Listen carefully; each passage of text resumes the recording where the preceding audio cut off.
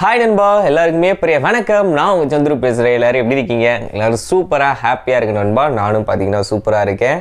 So இன்றைக்கி நம்ம வீடியோவில் எதை பற்றி பார்க்குறோன்னா, நீங்கள் ஒரு 10,000 ரூபாய்க்கு ஒரு ஸ்மார்ட் ஃபோன் ரொம்ப பட்ஜெட் ஃப்ரெண்ட்லியாக பெர்ஃபார்மன்ஸ் வைஸும் ஓரளவுக்கு ஒரு 15,000 ரூபா ஸ்மார்ட் ஃபோனுக்கு ஈடு கொடுக்குற மாதிரி இருக்கணும் அப்படின்னு நினச்சிங்க அப்படின்னா Poco C55 உங்களுக்கு ஒரு கரெக்ட் ஆப்ஷனாக இருக்கும். இது வந்து ஒரு பேசிக் செக்மெண்ட் தான் இருந்தாலும் இந்த செக்மெண்ட்டில் இந்த ஒரு ப்ராசர் ஓகேவானதாக இருக்கும். வீட்டில் உள்ளவங்களுக்கு இல்லை அம்மா அப்பாக்களுக்கு வாங்கி தரணும்னு நினச்சிங்கன்னா தாராளமாக இந்த ஸ்மார்ட் ஃபோன் சூஸ் பண்ணலாம். செகண்ட்ஸை தவிர்த்துட்டு நான் புதுசாக தான் ஒரு ஸ்மார்ட் ஃபோன் வாங்குவேன், அதுவும் ஓரளவுக்கு பெர்ஃபார்மன்ஸ் நல்லாயிருக்குன்னு நினச்சிங்கன்னா இந்த ஒரு ஸ்மார்ட் ஃபோன் உங்களுக்கு கண்டிப்பாக ஒரு கை கொடுக்குன்னே சொல்லலாம். இதோட ரேட்டு பார்க்கும்போது 8,500 ரூபா, இன்னொன்று பார்த்தீங்கன்னா 10,000 ரூபா. 8,500 ரூபான்றது இன்றைக்கி, அதாவது பிப்ரவரி 28 பார்த்தீங்கன்னா லான்ச்சிங் ஆஃபராக 8,500 ரூபாய்க்கு 4GB RAM 64GB internal storage கொண்ட வேரியன்ட் சேல் பண்ண போகிறாங்க. அதே மாதிரி 6GB RAM 128GB internal storage rate பார்த்தீங்கன்னா 10,000 ரூபாய்க்கு சேல் பண்ண போகிறாங்க. இது எல்லாமே பார்த்தீங்கன்னா அந்த பிப்ரவரி 28 லான்ச்சிங் ஆஃபர் தான். ஐசிஐசிஐயோட கார்டு ஆஃபர் இருக்குது, எஸ்பிஐயோட கார்டு ஆஃபர் இருக்குது, ஃப்ளிப்கார்ட் எக்ஸ்க்ளூசிவாக பார்த்தீங்கன்னா சேல் நடக்க போகுது. ஆக்சுவல் ப்ரைஸ் இந்த ஆஃபர் இல்லாமல் பார்த்தீங்கன்னா உங்களுக்கு 464 ரேட்டு 9,500 ரூபாய்க்கும், 128GB ஸ்டோரேஜ் வேரியண்ட்டோட ரேட்டு பார்த்தீங்கன்னா 11,000 ரூபாய்க்கும் கிடைக்கும். ஆஃபர் யூஸ் பண்ணிங்கன்னா உங்களுக்கு அந்த 1000 ரூபா டிஸ்கவுண்ட் பண்ணி உங்களால் வாங்கிக்க முடியும். ஸோ இதோட நான் ஏன் இது இவ்வளோ பில்டப் பண்ணுறேன்னா, ப்ராசர் பார்த்தீங்கன்னா நல்லா கொடுத்துருக்காங்க. அதே மாதிரி ப்ரைமரி கேமரா ஓகேவா இருக்குது, அதனால தான் இவ்வளோ தூரம் சொல்கிறேன் இந்த ரேட்டுக்கு இது ஓகே அப்படின்றது. இதோட டிசைன் ஆல்ரெடி நம்ம பார்த்தது தான், பெரிய லெவலில் இல்லை. ஆனால் என்னென்னா பேக் சைடு லெதர் ஃபினிஷிங்கில் இருக்கும் அப்படின்ற மாதிரி, அந்த கையில் பிடிச்சி யூஸ் பண்ணும்போது அந்த ஒரு ஃபீல் பார்த்தீங்கன்னா ஏதோ லெதர் கேஸ் போட்டு யூஸ் பண்ண எப்படி இருக்கும் அந்த மாதிரி ஒரு ஃபினிஷிங் கிடைக்கும் அப்படின்ற மாதிரி சொல்கிறாங்க. இமேஜில் பார்க்கும்போது அந்த மாதிரி தான் தெரியுது. Look wise okay. அடுத்து 6.71 இன்ச்சுக்கான HD+ டிஸ்பிளே வந்து கொடுத்துருக்காங்க.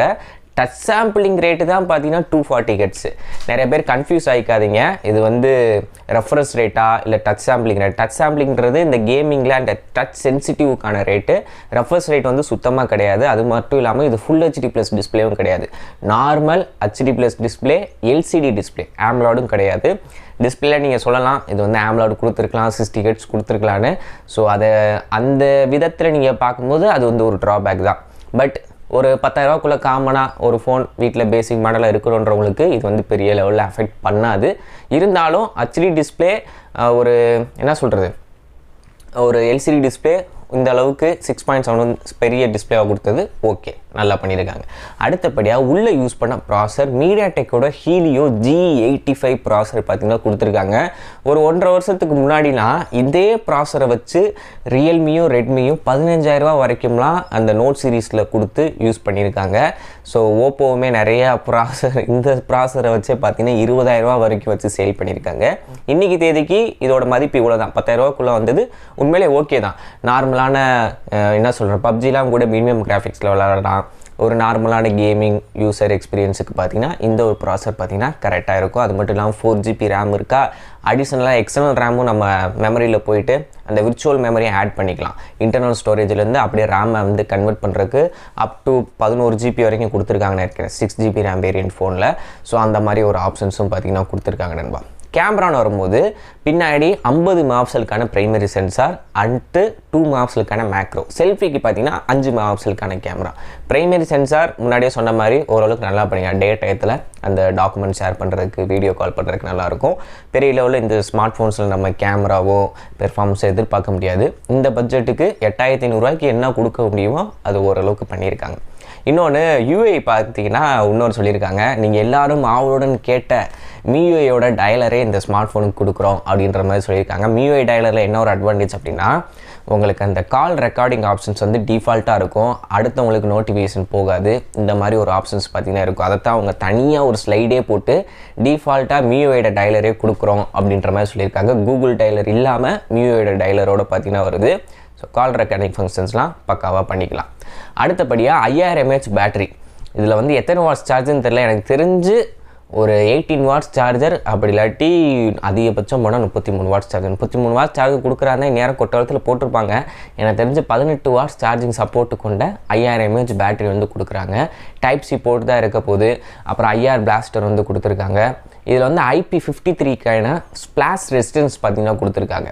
அதாவது வாட்டர் ரெசிஸ்டன்ஸ் கிடையாது, ஸ்பிளாஷ் ரெசிஸ்டன்ஸ். மழை தண்ணி சாரல் மாதிரி பட்டாலோ உங்கள் வேர்வை லைட்டாக பட்டாலோ எந்த ஒரு பிரச்சனையும் இருக்காது அப்படின்ற மாதிரி சொல்லியிருக்காங்க. எல்லாத்தையும் வச்சு பார்க்கும் போது இந்த 8500 பட்ஜெட்டுக்கு உண்மையிலே இந்த ஸ்மார்ட் ஃபோன் ஒரு நல்ல டீல் தான் நண்பா. அந்த ப்ராசர், அந்த பெரிய டிஸ்பிளே, எல்சிடி டிஸ்பிளேவாக இருந்தாலும் பெரிய டிஸ்பிளே, அந்த மெயின் 50 மெகாபிக்சலுக்கான கேமரா ஓகேவாக இருக்கும்.